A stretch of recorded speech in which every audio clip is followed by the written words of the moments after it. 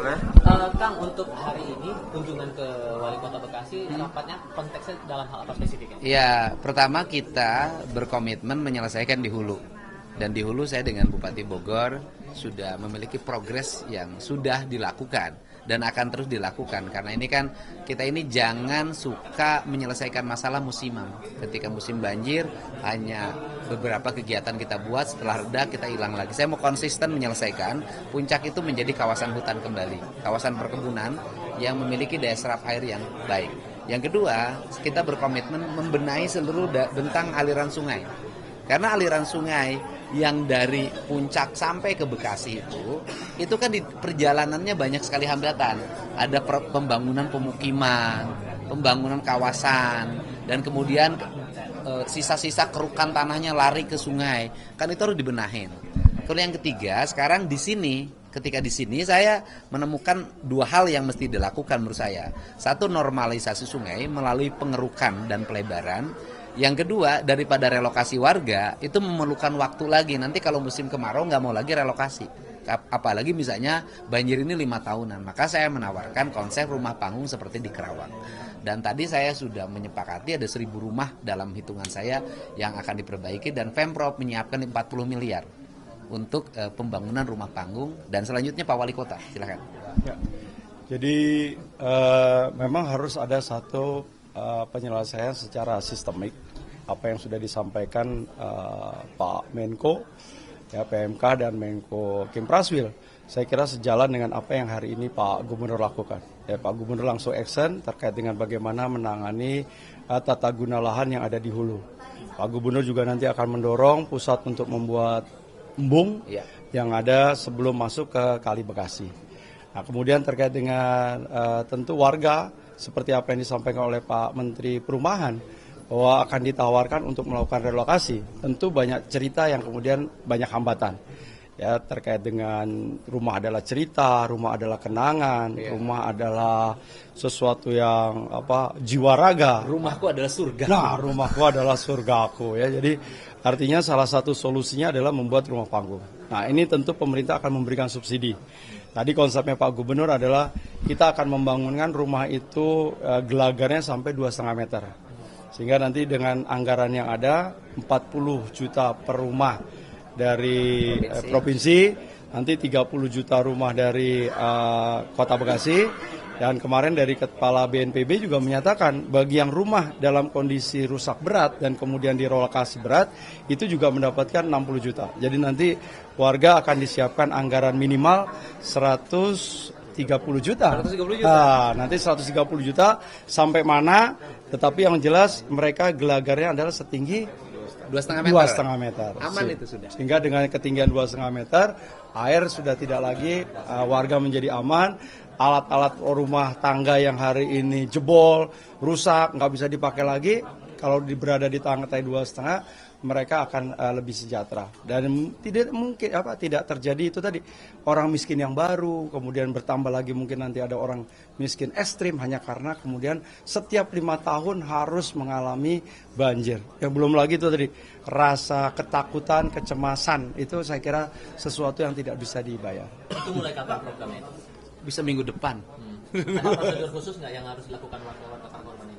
Iya, itu semuanya kewenangan wali kota ya secara teknis. Kalau pemerintah provinsi adalah menyiapkan bantuan dan kita ingin bersama-sama merancang gambar agar rumah itu menjadi rumah yang menarik, bukan rumah yang berantakan, rumah yang tertata, yang memiliki desain arsitektur yang memikat orang melihatnya dan nyaman bagi yang meninggalnya. Dan yang paling utama rumah panggung itu untuk di daerah bantaran sungai, kemudian di daerah yang sering banjir, itu juga membebaskan dari serangan binatang berbahaya. Jadi prioritasnya di Jati Asih yang jadi... Ya, prioritas di PGP.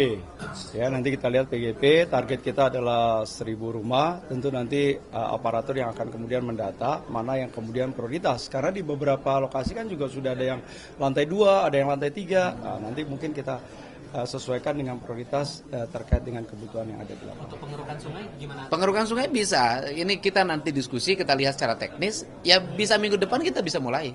Pengerukan sungai itu kan tinggal ngerahin alat berat aja. Nanti kita koordinasikan semua. Ini kan bencana ya. Bencana ya harus kita mengambil tindakan-tindakan yang nyata, terukur dan cepat. Ya. Ditambah lagi kan ini kan baru ada nih bencana di Sukabumi juga nih bencana. Oh iya, juga. Sukabumi sudah kedua kali nih, sudah kedua kali, dan kita juga concern untuk menyelesaikan seluruh bencana ini kita tangani dengan baik, dan yang paling utama bahwa tanggal 10, kalau saya ngitungnya tanggal 10 sampai tanggal 20 itu, pemerintah provinsi akan bekerja sama dengan BMKG untuk melakukan modifikasi air hujan, cuaca. Penanganan kesehatan pasca banjir gimana Pak? Ya itu kita seluruh tenaga medis itu kan hari ini sudah tersedia, bukan hal yang terlalu sulit. Ya. Masalah yang di Sukabumi itu sama juga menurut Anda masalah tata kelola wilayah juga? Ya sama, Sukabumi juga kan ancur-ancuran, penambangan, kemudian perubahan ekosistem, perubahan tata guna tanah, semua daerah problemnya itu. Cuman gini, kalau orang gunung kehilangan gunungnya, ini kan orang Bekasi kehilangan rawaknya, itu aja bedanya. Pak, untuk Itu. penggunaan anggaran ini perbaikan rumah yang ada di sana itu butuh anggaran berapa ya sekiranya untuk yang 1.000 rumah tadi? Ya kalau ingin ideal, satu rumah 150 juta itu udah bagus loh. Berarti 150 miliar. Gitu loh, nggak ada soal. Dan kemudian nanti nggak boleh sendiri-sendiri. Misalnya 30 juta ukurannya sekian, bentangnya sekian, ketinggiannya sekian. Nah, biar rapi dan tertata. Jangan kalah sama kampung adat. Kampung adat juga kemudian diadopsi menjadi rumah-rumah yang mewah tuh, yang dikembangkan oleh para pengembang, kan bagus-bagus tertata. Nah, kita saatnya hari ini menata perkampungan-perkampungan kumuh menjadi pengampungan yang tertata. Pak, ini kan Bekasi kan menjadi role model untuk penanganan banjir di Jabodetabek. Respon dari Pemprov sendiri menanggapi hal itu seperti apa? Ya, kalau menurut saya sih penanganan banjir hari ini relatif untuk di Jabar ya, relatif sigap. Para wali kotanya sigap, para bupatinya juga sigap, dan saya mengorkestrasi mereka dalam setiap hari, serta terus memberikan motivasi. Dan hari ini juga kita berucap terima kasih ya, teman-teman warganet juga memberikan supporting. Banjir hari ini mereka semuanya menyadari bahwa ini kesalahan tata kelola, tidak saling menyalahkan satu sama lain, dan saatnya kita mengevaluasi. Awalnya distribusi bantuan gimana Pak nanti sistemnya? Apa nih yang distribusi apa nih? Distribusi bantuan logistik. Oh, logistik. Kalau sekarang kan hari ini hampir sudah tidak ada kendala ya, karena semua logistik itu memang melalui satu pintunya ada di BPBD Kota Bekasi. Tapi setiap waktu kita motivasi untuk para camat, para lurah untuk kemudian menyiapkan diri karena ini masanya tanggap darurat. Yang penting warga masyarakat tidak ada yang kemudian hari ini kekurangan terkait dengan makanan. Pastikan betul, termasuk tadi kesehatan. Ya, kesehatan malah sekarang itu kita sudah mulai masuk ke ruang-ruang publik mereka. Ya, kalau PGP kemarin hanya di BPBD, sekarang sudah masuk ke tingkat RW 10. Kemudian jika kalau ada warga masyarakat yang memang sudah waktunya untuk hemodilisa, cuci darah, posko yang ada juga siap untuk mengantarkan. Jadi saya kira hari ini proses itu sudah sangat terdistribusi. Yang paling penting adalah juga keikutsertaan para RT dan RW untuk juga mengecek dan memastikan bahwa anggota warganya mereka betul-betul kita layani dengan baik. Kalau untuk soal ketersediaan sampai hari ini rasanya sampai 10 hari yang akan datang sampai masa tanggap darurat ini selesai, saya kira masih cukup. Pak Wali, terkait rumah yang rusak di Kota Bekasi akibat banjir, berapa sih Pak jumlah keseluruhannya Pak? Kemarin tadi baru terakhir itu Pak Lintong berapa? Rumah 1.400-an rumah. Ya, dan itu terdiri dari 3 kategori, ringan, sedang, dan juga berat. Berarti hanya 1.000 rumah yang di PGP yang dilakukan perbaikan apa seperti apa Pak? Ya, kalau 1.000 rumah itu kan karena kemudian kita ingin membentuk satu komunitas tadi.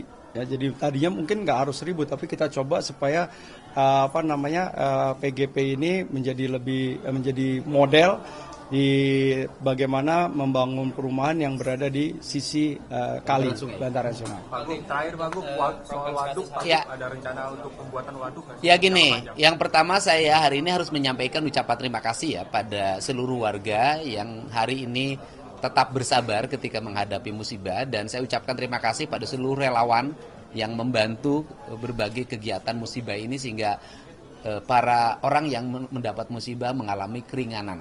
Yang kedua juga saya ucapkan terima kasih pada jajaran TNI Polri yang memberikan supporting terus berbagai kegiatan sehingga seluruhnya bisa berjalan dengan baik.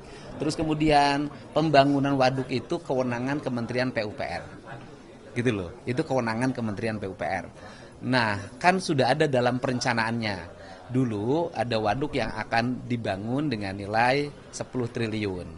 Nah, 5 triliun adalah pembebasan. 5 Konsepnya ada 8 sepanjangnya. 8 waduk ya, ada 8 waduk. Nah, kemudian 5 triliun lagi ditangani oleh pemerintah kabupaten, kota, dan provinsi. Nah, waktu itu pemerintah provinsinya tidak menyanggupi menyiapkan dana 5 triliun untuk melakukan pembebasan. Nah, hari ini kita akan menyanggupi, ya, dilakukan secara bertahap. Nanti kita berembuk hari ini Bupati Bogor, Wali Kota Bekasi, sama Bupati Bekasi, sama Bupati Kerawang. Nah, kan ini juga Wali Kota Depok. Nanti kita bersama-sama berembuk, nanti secara bertahap kita lakukan pembebasan agar ke depan kita sudah nyaman lagi. Mulai kapan Pak rencananya Pak? Kita teralokasikan mulai tahun ini anggarannya, ya.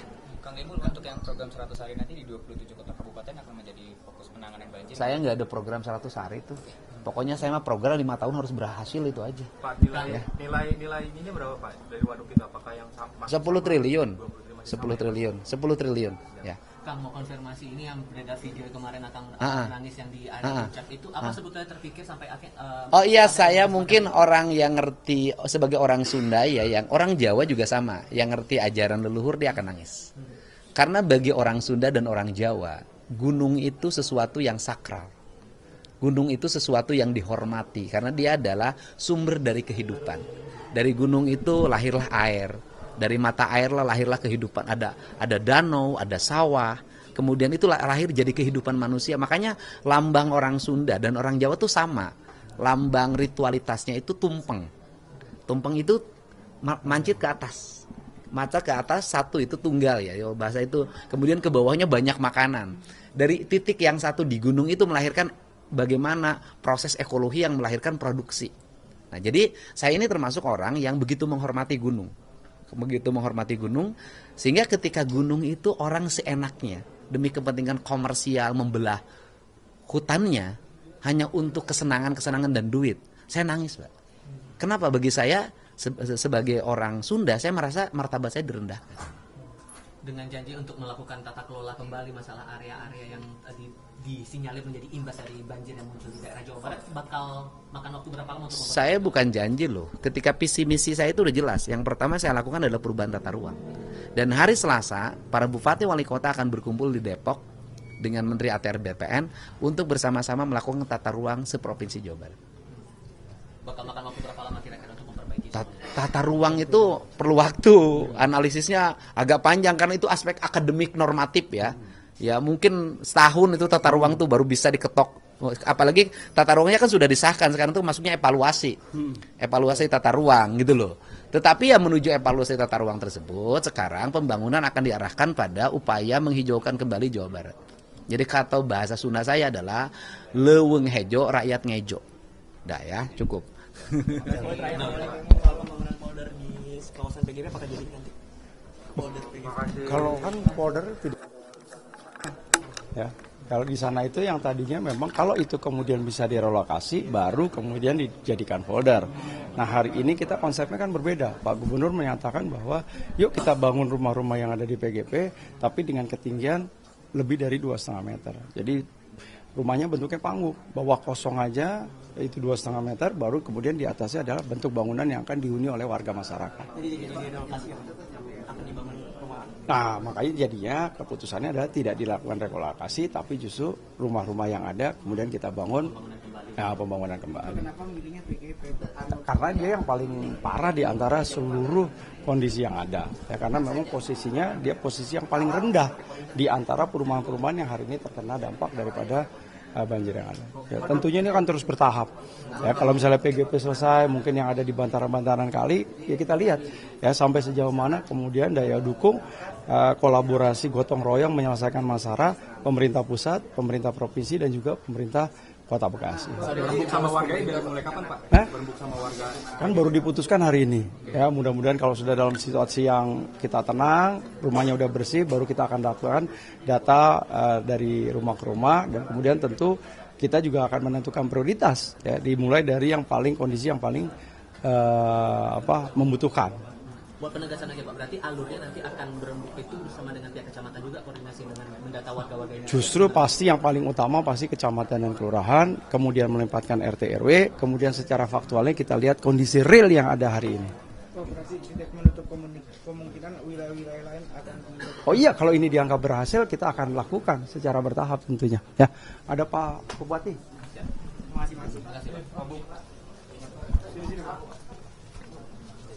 masing-masing. Oh aduh Pak Bupati udah pakai putih nih. Celananya bagus banget. Belinya yang gini di mana Pak Bupati? Beli celana ini di mana? Beli celana ini. Beli di Pasar Serah. Pak Wali nggak punya celana beginian. Pak Bupati Bekasi mau ditanya? Boleh Pak. Nanti wawancara. Wawancara dong, ayo. Pak Bupati, Pak Bupati gimana Pak melihat situasi banjir saat ini khususnya di Kabupaten Bekasi? Saya melihatnya ya artinya semua harus cepat tanggap. Kemarin saya baru menyelesaikan menaikkan status tanggap darurat sehingga semua bergerak, camat bergerak, TNI Polri juga bergerak. Kita penganggarannya ada untuk membantu masyarakat yang terkena banjir. Wilayah prioritas yang untuk Kita ada 23 kecamatan yang tidak terdampak kena banjir itu ada 7 kecamatan. Yang paling parah di Cikarang Timur, Cikarang Utara, juga di Tambun Utara. Pak, warga yang terdampak berapa Pak? Berapa banyak jumlahnya? 60.000 warga yang terdampak. kondisi saat ini Pak udah surut? Sudah surut, tapi kita sudah mendirikan beberapa dapur umum, yaitu terdiri dari dapur mandiri, dapur yang dibuat pemerintah, BPBD juga, terus ada relawan-relawan aktivis kegiatan lingkungan. Pak, ada yang dikabarkan meninggal nggak sih Pak? Meninggal nggak ada, cuman kemarin sih infonya ada yang kesetrum, jadi bukan kena banjir. Pak, ada upaya mungkin salah satunya relokasi ke perumahan di pinggiran sungai atau bagaimana Pak untuk ke depan? Ya karena memang banjir ini di Kabupaten Bekasi saya lihat karena tata ruangnya. Jadi yang harusnya tadi lahan pertanian, lahan perhutanan itu dibangun saja. Mungkin nanti ke depan kita lebih memprioritaskan analisis dampak lingkungan untuk membangun di Kabupaten Bekasi. Pak, rumah yang terdampak berapa banyak Pak? Rumah yang terdampak itu ada sekitar 40.000. Sudah sekarang jalan terus. BPBD juga 24 jam on time dan pasukan-pasukan kita juga yang dari partai, yang dari masyarakat relawan. Penanganan kesehatan pasca banjir untuk para yang rentan dengan Kita juga ada klinik, posko klinik di setiap kecamatan ada. Ya, terima kasih. Pak. Mati ganteng kaya lagi. Mati ganteng kaya. Ini berapa rumah? Ini kita tadi kalau di sini saya diagnosa, saya terbuka aja, saya lihat 40 miliar untuk pembangunan rumah panggung di provinsi. Bekasi berapa yang rumahnya ini? Yang kita daripada relokasi nanti banjir lagi, udah aja kita bikin rumah panggung aja biar kalau banjir pun mereka tenang. Siap. Iya kan? Yang dipirip-pirip Cuman kan masalahnya orang yang gedong itu rumahnya yang udah kena banjir diganti panggung. mau bukan yang warga-warga yang mau melakukan perubahan. Kalau yang nggak mau jangan dipaksa. Oh iya siap. Yang warga. Tapi ada program juga Pak. Iya, program Bekasi orang-orang Bekasi asli. Biasanya rumahnya jelek-jelek Pak. Iya. Gitu. Masih panggung. Apa orang Bekasi udah kaya semua? Kaya semua. Siap. Daerah mana? Saya harus nentuin wilayahnya. Dari 23 kecamatan itu yang tidak terkena banjir ada 7 kecamatan. Yang parah banjir yang itu Tambun Utara. Tambun Utara. Yang masyarakatnya mau kayak di Kerawang, oke Pak, udah rumahnya bikin panggung Mungkin aja. yang masyarakatnya masih ada budidaya ke kampung-kampungan itu ada Cikarang Timur, Cikarang Pusat itu pun sebagian. Cuman banyaknya sudah pulang sih. Karena kan di Kabupaten Ini Bekasi juga di kota. ada jalan ini jalan air gede di CBR. Nah itu Meluap Pak. yang jalan ya ini yang dilewati Sungai Cibeer. Iya CBR. Ada berapa rumah? Se-Kabupaten Bekasi datanya kemarin 40.000 lebih Rumah. yang terkena. Yang miskin-miskinnya ada 1.000 lah ya. Perkiraan. Ya, aku mau bantu. Ya. Udah saya 40 miliar juga. Ya. Terima kasih. Oke ya. Udah, saya berarti 120 miliar ke 3 kabupaten kota. Tambahin lah tuh ya. Ya. Sama ini Pak Bu, kemarin saya udah bicara dengan beliau, tapi memang mekanismenya belum jelas nih. Kan kita ada dibutuhkan pemisahan itu untuk. Mobilnya udah dalam Pak, ini ada rekam Pak. Oh iya. Di ruangan Pak. Ruangan saya apa di ruangan Pak Wakil? Di sini aja lah.